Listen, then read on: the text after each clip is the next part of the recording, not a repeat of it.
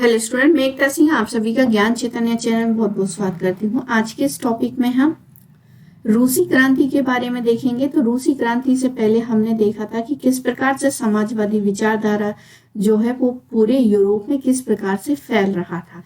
तो यहाँ पर भी रूस में भी इसी विचारधारा का फैलाव हुआ। तो यहाँ पर देखते हैं कि किस प्रकार से था। तो यूरोप के सबसे बड़े औद्योगिक देशों में एक था रूस का समीकरण उलट गया। 1917 की अक्टूबर क्रांति के जरिए रूस की सत्ता पर समाजवादियों ने कब्जा कर लिया। तो ये समाजवादी वही वाला है जो कि हमने मार्क्सवाद का देखा था। तो अब यहाँ पर कुछ और होगा ये भी देखते हैं। तो समाजवादियों ने कब्जा कर लिया। फरवरी 1917 में राजशाही के पतन, मतलब यहाँ पर राजा महाराजा हुआ करते थे, तो इनका क्या हो गया, इनको हटा दिया गया, पतन हो गया। और अक्टूबर की घटनाओं को भी अक्टूबर क्रांति कहा जाता है। आखिर ये कैसे हुआ? तो क्रांति के समय रूस की सामाजिक और राजनीतिक हालात कैसी थी, इन सवालों को ढूंढने के लिए हम इस क्रांति को पूरा नजर डालते हैं। तो 1914 में रूस और उसके पूरे साम्राज्य पर जार निकोलस द्वितीय का शासन था। तो जार निकोलस द्वितीय कौन थे? तो यहाँ पर जो है फोटो इनके जो है बनाया गया है। तो इन्हीं महाराजा जी का जो है रूस पर क्या था, शासन था। तो इनकी एक ये तस्वीर थी। तो यही राजा थे। मॉस्को के आसपास वाले क्षेत्र जो है भू क्षेत्र के अलावा आज का फिनलैंड, लातविया, लुथियानिया, एस्टोनिया और पोलैंड, यूक्रेन, ये यूक्रेन वही वाला है। बेलारूस, यूक्रेन व बेलारूस के कुछ हिस्से रूसी साम्राज्य के अंग थे। ये साम्राज्य प्रशांत महासागर तक फैला हुआ था। तो रूस का जो हम देखते हैं पूरा प्रशांत महासागर तक क्या है, इसका फैला हुआ था। और आज के मध्य एशिया राज्यों के साथ साथ जॉर्जिया, आर्मिया और अजरबैजान भी इसी साम्राज्य के अंतर्गत आते थे। रूस में ग्रीक ऑर्थोडॉक्स चर्च से उपजी शाखा रूसी ऑर्थोडॉक्स क्रिश्चियनिटी को मानने वाले बहुत सारे बहुमत में थे। लेकिन इस साम्राज्य के तहत रहने वालों में कैथोलिक, प्रोटेस्टेंट, मुस्लिम और बौद्ध भी इसमें शामिल थे। तो यहाँ पर मैप है, ये देखिए यहाँ पर क्या है, ये रूस है उस समय का, 1914 का ये रूस दिखाया गया है मैप के माध्यम से। आगे देखते हैं यहाँ पर। अब यहाँ की अर्थव्यवस्था देख लेते हैं। तो यहाँ से 20वीं सदी की शुरुआत से ही, यानी 1900 का जो टाइम शुरू हो जाता है उसी को 20वीं सदी की शुरुआत बोलते हैं। तो रूस की आबादी का एक बहुत बड़ा हिस्सा जो है खेतीबाड़ी से जुड़ा था। रूस साम्राज्य की लगभग 85% जनता जो है आजीविका के लिए खेती पर निर्भर थी। यूरोप के किसी भी देश में खेती पर आश्रित जनता का प्रतिशत इतना नहीं था। उदाहरण के तौर पर फ्रांस और जर्मनी में खेती पर निर्भर आबादी 40 से 50% से ज्यादा नहीं थी। रूसी साम्राज्य के किसान अपनी जरूरतों के साथ बाजार के लिए भी पैदावार करते थे, मतलब उनको खाने के लिए भी चाहिए और उन्हीं में से वो बेचेंगे और अन्य आवश्यकताओं को पूरा करेंगे। तो वही जो उगाते थे उन्हीं को बेचने, वो उन्हीं पर डिपेंड करते थे। तो बाजार के लिए भी उगाते थे। रूस अनाज का एक बड़ा निर्यातक था। तो रूस से क्या है, अनाज बहुत ज्यादा जो है अन्य देशों में भेजा जाता था। यहाँ पर उद्योग बहुत कम थे।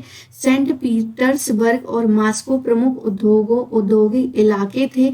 हालांकि ज्यादातर उत्पादन कारीगर ही करते थे, लेकिन कारीगरों की वर्कशॉप के साथ साथ बड़े बड़े कारखाने भी मौजूद थे। बहुत सारे कारखाने 1890 के दशक में चालू हुए थे, जब रूस के रेल नेटवर्क को फैलाया जा रहा था। उसी समय रूसी उद्योगों में विदेशी निवेश भी तेजी से बढ़ा था। इन कारकों के चलते कुछ ही सालों में रूस के कोयला उत्पादन में 2 गुना और स्टील उत्पादन में 4 गुना वृद्धि हुई। सन 1900 तक कुछ इलाकों में तो कारीगर और कारखाने मजदूरों की संख्या लगभग बराबर हो गई थी, मतलब जितने कारखाने थे उतने ही जो थे वो यहाँ पर मजदूर हुआ करते थे। ज्यादातर कारखाने, अब देखिए यहाँ पर पहले लोग क्या थे, किसान थे, किसान से फिर यहाँ पर फैक्ट्रियां वगैरह लगाई गई, तो यहाँ पर क्या आ गए, मजदूर आ गए। अब देखिए कैसे क्रांति की ओर बढ़ेंगे। आगे देखते हैं, ज्यादातर कारखाने उद्योगपतियों की निजी संपत्ति थे। तो यहाँ पर क्या है, उद्योग, ये जो कारखाने लगाए गए थे इसके मालिक कौन थे, यही बड़े बड़े पैसे वाले उद्योगपति थे। मजदूरों को, अब जब उद्योगपति इतने अमीर होंगे तो अब मजदूरों को क्या, वो सारी संपत्ति थोड़ी उनको दे देंगे। तो इसमें बहुत शोषण करने की एक जो परंपरा थी वो यहाँ पर भी कायम थी, कि जो पैसा वाला है वो नीचे वालों को क्या है, दबा देगा, उनका शोषण कर लेगा। इस तरह से मजदूरों को न्यूनतम वेतन न्यूनतम मतलब कम से कम वेतन मिलता रहे और काम की पाली के घंटे निश्चित हो गए। इस बात का ध्यान रखने के लिए सरकारी विभाग बड़ी फैक्ट्रियों पर नजर रखते थे, लेकिन फैक्ट्री इंस्पेक्टर भी नियमों के उल्लंघन को रोक पाने में नाकामयाब थे। कारीगरों की इकाइयों और वर्कशॉपों में काम की पाली प्रायः 15 घंटे तक खींची जाती थी, जबकि कारखानों में मजदूर आमतौर पर 10 से 12 घंटे पालियों में काम करते थे। मजदूरों के रहने के लिए कमरों से लेकर डॉर्मेटरी तक तरह तरह की व्यवस्थाएं यहाँ पर मौजूद थी। तो यहाँ पर क्या है, कमरे बनाए गए हैं। क्रांति से पूर्व रूस की एक डेमेटरी में बने बंकर में सोते हुए मजदूर, तो यहाँ पर क्या है, काम किया और यहाँ पर सोने के लिए आ गए। कुछ इस तरह से क्या है, यहाँ पर व्यवस्था हुआ करती थी। आगे देखते हैं, सामाजिक स्तर पर मजदूर बटे हुए थे। तो यहाँ पर क्या है, जो मजदूर थे वो भी बटे हुए थे, कहाँ पर, सामाजिक स्तर पर। कुछ मजदूर अपने मूल गांव के साथ सभी के गहरे संबंध बनाए हुए थे। बहुत सारे मजदूर स्थायी रूप से शहरों में भी बस चुके थे। इनके बीच योग्यता और दक्षता के स्तर पर भी काफी फर्क था। सेंट पीटर्सबर्ग के एक धातु मजदूर ने यहाँ पर कोट किया है, यहाँ पर धातु कर्मी मजदूरों में खुद को साहब मानते थे। तो अभी इतने सारे मजदूर होंगे, इसमें सामाजिक वर्ग भी क्या है, इनका डिवाइड है। तो कुछ लोग क्या है, इन्हीं मजदूरों में से कुछ तेज बुद्धि वाले और कुछ बिल्कुल कमजोर बुद्धि वाले, कुछ इस तरह से मान लेते हैं। तो जिनकी तेज बुद्धि होगी वो क्या है, आंदोलन के लिए तुरंत खड़े हो जाएंगे, और जब ये खड़े हो जाएंगे तो ये भी उनके साथ मिल जाएंगे। तो इस तरह से क्या है, जो क्रांति है एक बड़ा रूप ले लेगी। अब यहाँ पर देखिए, खुद को साहब मानते हैं, उनके काम में ज्यादा प्रशिक्षण और निपुणता की जरूरत जो रहती थी। 1914 में फैक्ट्री मजदूरों में औरतों की संख्या 31% थी, लेकिन उन्हें पुरुष मजदूरों के मुकाबले क्या है, वेतन कम दिया जाता था, कि चलो ठीक है तुम आ जाओ, हम तुमको वेतन देंगे, लेकिन पुरुष के बराबर नहीं, उनके कम है। तो यहाँ पर देखिए, मर्दों की तनख्वाहों के मुकाबले क्या है, आधे से 3/4 तक मजदूरों के बीच, मतलब यहाँ पर जो है तनख्वाह इस तरह से मिल दिया जाती थी औरतों को। तो मजदूरों के बीच मौजूदा फासला, अब देखिए यहाँ पे कितना फासला आ गया, उनके पहनावे और व्यवहार में भी साफ दिखाई देता था। यद्यपि कुछ मजदूरों ने बेरोजगारी और आर्थिक संकट के समय एक दूसरे की मदद के लिए संगठन बनाए थे। मतलब ये संगठन बनाने का जो परंपरा, वो पहले भी उनको पता था कि अगर हमको कोई संकट आएगा तो हम इस तरह से क्या है, संगठन बना लेंगे, लेकिन ऐसे संगठन बहुत कम थे। आगे देखते हैं क्या है मांजरा। तो इन विभेदों, तो आपने देखा यहाँ पे मजदूरों में ही कितने भेदभाव हैं। इन विभेदों के बावजूद भी किसी को नौकरी से निकाल दिया जाता था या मालिकों से कोई शिकायत होती थी तो मजदूर एकजुट होकर हड़ताल भी कर देते थे। तो आपने बहुत सारी हिंदी फिल्मों में देखा होगा कि मालिक के विरुद्ध जो है सारे मजदूर जो है वो इकट्ठे हो जाते हैं। आगे देखते हैं, 1898 से लेके 1897 के बीच कपड़ा उद्योग में और 1902 में धातु उद्योग में ऐसी हड़तालें काफी बड़ी संख्या में आयोजित की गई। देहात की ज्यादातर जमीन पर किसान खेती करते थे, लेकिन विशाल संपत्तियों पर सामंतों, राजशाही और ऑर्थोडॉक्स चर्चा पर कब्जा था। मजदूरों की तरह किसान भी बटे हुए थे। किसान बहुत धार्मिक स्वभाव के थे। इक्का दुक्का अपवादों को छोड़ दिया जाए तो वे सामंतों और नवाबों का बिल्कुल भी सम्मान नहीं करते थे। नवाबों और सामंतों को जो सत्ता और हैसियत मिली हुई थी वह लोकप्रियता की वजह से नहीं बल्कि जार के प्रति उनकी निष्ठा और सेवाओं के बदले मिली थी। यहाँ की स्थिति फ्रांस जैसी नहीं थी। मिसाल के तौर पर फ्रांसीसी क्रांति के दौरान ब्रिटेनी के किसान न केवल नवाबों का सम्मान करते थे बल्कि उन्होंने नवाबों के बचाने के लिए बाकायदा लड़ाइयाँ भी लड़ी थी। इसके विपरीत रूस के किसान चाहते थे कि नवाबों की जमीन जो है छीन कर किसानों में बांट दी जाए। तो दोनों ब्रिटेन के जो किसान हैं और जो फ्रांस के किसान हैं ये क्या है, ये कुछ अलग दिशा में जाते हैं और यहाँ पर जो रूस के किसान हैं ये अलग दिशा में। तो एक जगह से निकला हुआ समाजवाद जो है दूसरी जगह सेम नहीं होता। वहाँ की जो विचारधारा, वहाँ की जो परिस्थितियाँ होती हैं उसके अनुसार वो विचारधारा अपना ली जाती है, लेकिन मूलतः जो है वो उससे जुड़ी रहती है। आगे देखते हैं, बहुधा यह लगान भी नहीं चुकाना चाहते थे। कौन? रूस वाले। रूस वाले किसान जो है वो नवाबों से जमीन भी हमको लेनी है और हमको लगान भी नहीं चुकाना है। कुछ इस प्रकार से जो है उनकी विचारधारा थी। कई जगहों पर किसानों की हत्या भी कर दी, जमींदारों की हत्या भी की जा चुकी थी। तो किसान यहाँ पर बहुत एक्टिव थे, अपने आप को किसी नवाब से कम नहीं समझते थे। आगे है 1902 में दक्षिणी रूस में ऐसी घटनाएं बड़े पैमाने पर घटी और 1905 में तो पूरी रूस में ही ऐसी घटनाएं घटने लगी। तो धीरे धीरे ये घटनाएं जो है, पहले एक घटना घटी, फिर 2 घटना घटी, फिर 4 घटना घटी, ऐसी क्या है संख्या में बढ़ती चली गई। रूसी किसान यूरोप के बाकी किसानों के मुकाबले एक और लिहाज से भिन्न थे। यहाँ के किसान समय समय पर सारी जमीन को अपने कम्यून यानी मीर को सौंप देते थे और फिर यही कम्यून ही प्रत्येक परिवार की जरूरतों के हिसाब से किसानों को जमीन बांटता था। आगे देखते हैं, तो ये थी कुछ जमीनों रूस में किसानों की स्थिति और मजदूरों की स्थिति। यहाँ पर देख लेते हैं स्रोत क्या कह रहा है। तो यहाँ पर उस समय के समाजवादी कार्यकर्ता अलेक्जेंडर शल्यानिक को से वक्तव्य से मतलब उनकी बातों से पता चलता है कि बैठकें कैसे आयोजित की जाती थी। तो बैठकें देख लेते हैं। एक एक कारखाने और दुकान में जाकर प्रचार किया जाता था। अध्ययन चक्र से पता चलाए जाते थे। संबंधित अधिकृत मुद्दों यानी मामलों पर कानूनी बैठकें भी बुलाई जाती थी, लेकिन इन गतिविधियों को मजदूर वर्ग की मुक्ति के व्यापक संघर्ष में बड़ी निपुणता से पिरो दिया जाता था। गैर कानूनी बैठकें जरूरत के वक्त फौरन आयोजित कर ली जाती थी, लेकिन लंच के दौरान शाम को फाटक के बाहर यार्ड में या फिर कई मंजिला इमारतों की सीढ़ियों में व्यवस्थित ढंग से बैठकें आयोजित की जाती थी। सबसे जागरूक मजदूर दरवाजे के पास प्लग का काम करते थे और मुहाने पर पूरी भीड़ इकट्ठी हो जाती थी।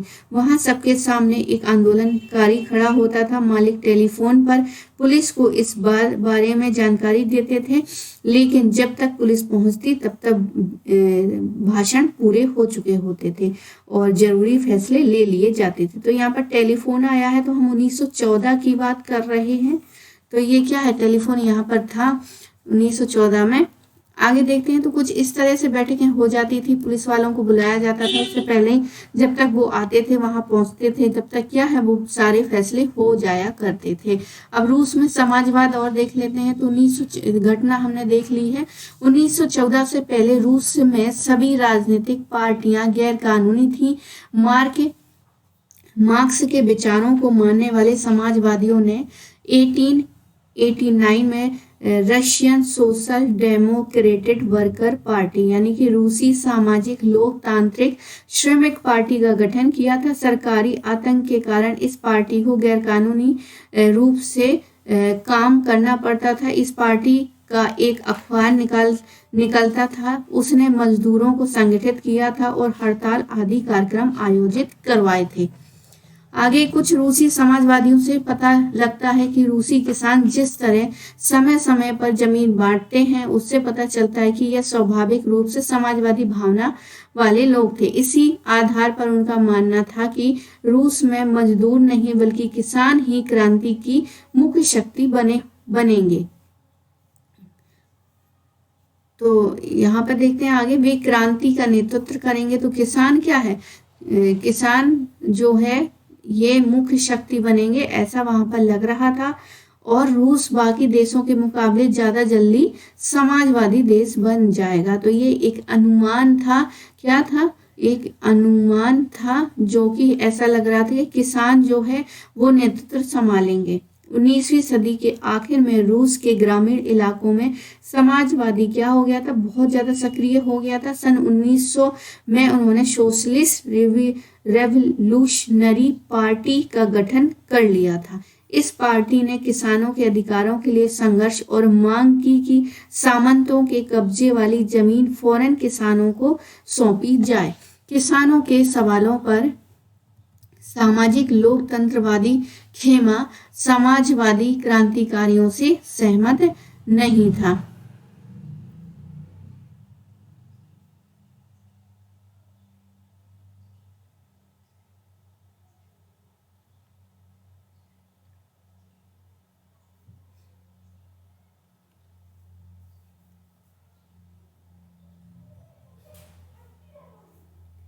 आगे देखते हैं, सामाजिक लोकतंत्रवादी खेमा समाजवादी क्रांतिकारियों से सहमत नहीं था।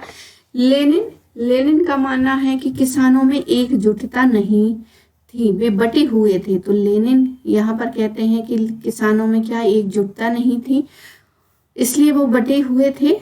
कुछ किसान गरीब थे तो कुछ अमीर थे, कुछ मजदूरी करते थे तो कुछ पूंजीपति भी थे जो नौकरों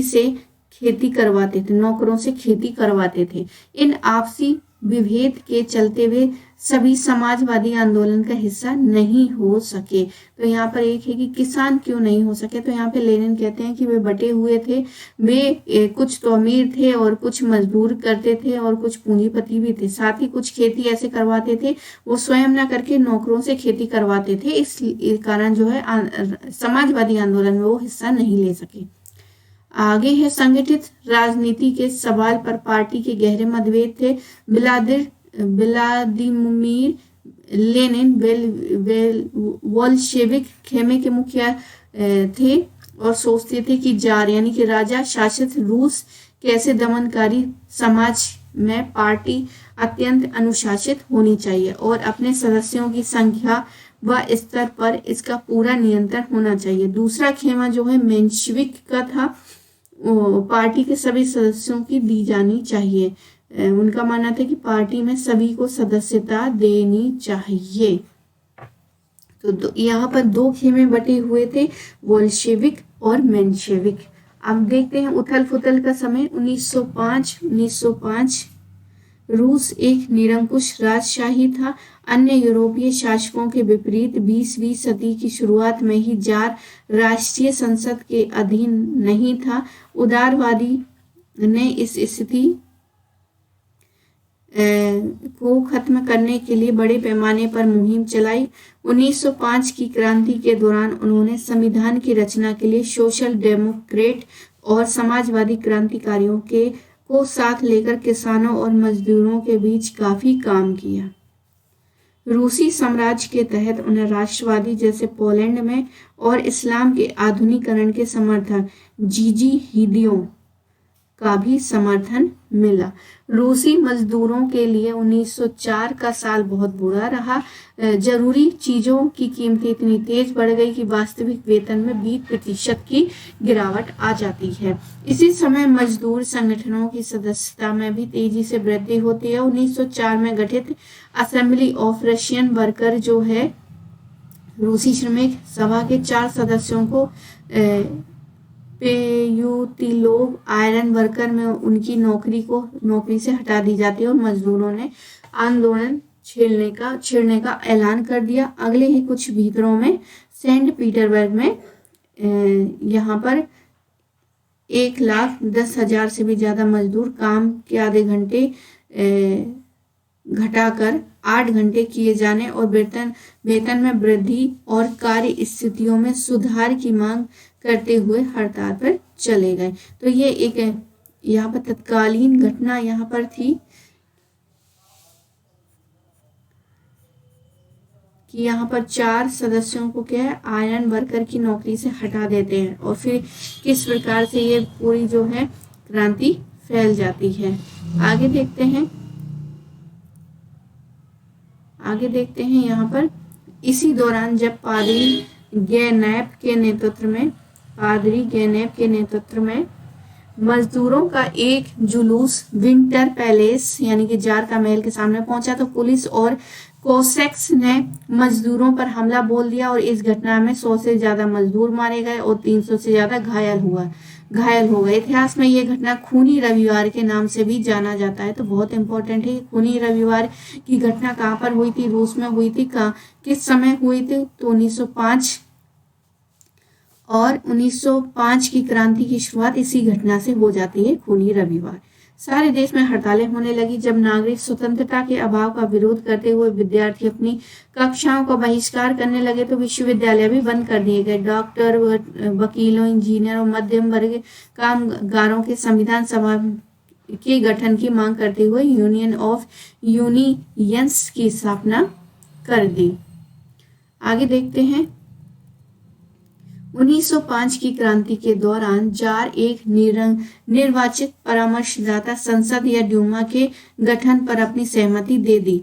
क्रांति के समय कुछ दिनों तक फैक्ट्री मजदूरों की बहुत सारी ट्रेड यूनियनें और फैक्ट्री कमेटियां भी अस्तित्व में रही। 1905 के बाद ऐसी ज्यादातर कमेटियां और यूनियनें अनाधिकृत रूप से काम करने लगी क्योंकि उन्हें गैर कानूनी घोषित कर दिया गया। राजनीतिक गतिविधियों पर भारी पाबंदी लगा दी गई। जार ने पहली ड्यूमा को मात्र 75 दिन के भीतर ही पुनर्निर्वाचित, दूसरी ड्यूमा को 3 महीने के भीतर बर्खास्त कर दिया। वह किसी तरह की जवाबदेही या अपनी सत्ता पर किसी तरह का अंकुश नहीं चाहता था। उसने मतदान कानूनों में फेर बदल करके तीसरी ड्यूमा में रूढ़िवादी नेताओं को भर डाला। उदारवादी और क्रांतिकारियों को क्या कर दिया? बाहर रखा गया। अब यहाँ पर पहला विश्व युद्ध और रूसी साम्राज्य। तो 1914 में 2 यूरोपीय गठबंधनों के बीच युद्ध हो गया है। पहले खेमे में जर्मनी, ऑस्ट्रिया और तुर्की थे और दूसरे खेमे फ्रांस, ब्रिटेन और रूस, जो कि बाद में यहाँ पर शामिल हुए थे। इन सभी देशों के पास विशाल वैश्विक साम्राज्य थे, इसलिए यूरोप के साथ साथ यह युद्ध यूरोप के बाहर भी फैल गया। इसी युद्ध को पहला विश्व युद्ध भी कहते हैं। इस युद्ध को शुरू में रूसियों का काफी समर्थन मिला। जनता ने जार का साथ दिया, लेकिन जैसे ही युद्ध लंबा खिंचता गया जार ने ड्यूमा में मौजूद मुख्य पार्टियों से सलाह लेना छोड़ दिया। उसके प्रति जर्मन समर्थक कम होने लगा। जर्मनी विरोधी भावनाएं दिनों दिन बलवती होने लगी। जर्मनी विरोधी भावनाओं के कारण ही लोगों ने सेंट पीटर्सबर्ग का नाम बदलकर पेट्रोग्राद रखा। तो ये इम्पोर्टेंट फैक्ट है यहाँ पर कि किसका नाम बदल के जो है पेट्रोग्राद रखा था। तो सेंट पीटर्सबर्ग का जो महल था उसको बदलकर पेट्रोग्राद रखा गया। सेंट पीटर्सबर्ग जर्मन नाम था। सेंट पीटर्सबर्ग जो है वो क्या था? एक जर्मन नाम था। जरीना जार की पत्नी यानी महारानी अलेक्सांद्रा के जर्मन मूल होने के कारण उनके घटिया सलाहकारों, खास तौर पर रासपुतिन नामक एक सन्यासी ने राजशाही को और अलोकप्रिय बना दिया। प्रथम विश्व युद्ध के पूर्वी मोर्चों पर चल रही लड़ाई पश्चिमी मोर्चों की लड़ाई से भिन्न थी। पश्चिम में सैनिक पूर्वी फ्रांस की सीमा पर घनी खाइयों से लड़ाई लड़ रहे थे, जबकि पूर्वी मोर्चों पर सेना ने काफी बड़ा फासला तय कर लिया था। इस मोर्चे पर बहुत सारे सैनिक मौत के मुंह में जा चुके थे। सेना की पराजय ने रूसियों का मनोबल तोड़ दिया और 1914 से लेकर 1916 के बीच जर्मनी और ऑस्ट्रिया में रूसी सेनाओं को भारी पराजय झेलने पड़ी। 1917 तक 70 लाख लोग मारे जा चुके थे। पीछे हटती रूसी सेनाओं ने रास्ते में पड़ने वाली फसलों और इमारतों को नष्ट कर डाला ताकि दुश्मन की सेना वहां टिक ना सके। फसलों और इमारतों के विनाश से रूस में 30 लाख से भी ज्यादा लोग शरणार्थी हो गए। इन हालात ने सरकार और जार दोनों को अलोकप्रिय बना दिया। सिपाही भी युद्ध से तंग आ चुके थे, अब वे लड़ना नहीं चाहते थे। तो यहाँ पर क्या है, कुछ यहाँ पर पहले विश्व युद्ध के दौरान रूसी सिपाहियों का है यहाँ पर फोटो। शाही रूसी सेना को रूसी स्टीम लोरर कहा जाता था। ये दुनिया की सबसे बड़ी सशस्त्र सेना थी ये वाली। जब इस सेना ने अपनी निष्ठा बदलकर क्रांतिकारियों का, अब इतने बड़े लोग हैं यहाँ पर, किसका समर्थन देना तय कर लिया, क्रांतिकारियों को समर्थन देना शुरू कर दिया, तो जार की सत्ता क्या हो गई, ढह जाती है। युद्ध से उद्योग पर भी बहुत बुरा असर पड़ता है। रूस के अपने उद्योग तो वैसे भी बहुत कम थे, अब तो बाहर से मिलने वाली आपूर्ति भी बंद हो गई, क्योंकि बाल्टिक समुद्र में जिस रास्ते से विदेशी औद्योगिक सामान आते थे उस समय जर्मनी का कब्जा हो चुका था। यूरोप के बाकी देशों के मुकाबले रूस के औद्योगिक उपकरण ज्यादा तेजी से बेकार होने लगे थे। 1916 तक रेलवे लाइन टूटने लगी। अच्छी सेहत वाले मुर्दों को युद्ध में झोंक दिया गया। देश भर में मजदूरों की कमी पड़ गई। जरूरत का सामान बनाने वाले छोटी छोटी वर्कशॉप ठप हो गई। लगातार अनाज सैनिकों का पेट भरने के लिए मोर्चों पर भेजा जाने लगा। शहरों में रहने वालों के लिए रोटी और आटे की किल्लत पैदा हो गई। 1916 में सर्दियों में रोटी की दुकान पर अक्सर दंगे हो जाया करते थे। तो ये रहा कुछ यहाँ पर किस प्रकार से जो है वो रूसी क्रांति होती है और फिर किस प्रकार से जार की सत्ता यहाँ पर समाप्त हो जाती है। तो आई होप आपको ये वीडियो पसंद आया होगा। पसंद आया हो तो प्लीज़ लाइक करें, शेयर करें, सब्सक्राइब करें। मिलते हैं एक और वीडियो के साथ। पूरा वीडियो देखने के लिए आप सभी का बहुत बहुत धन्यवाद।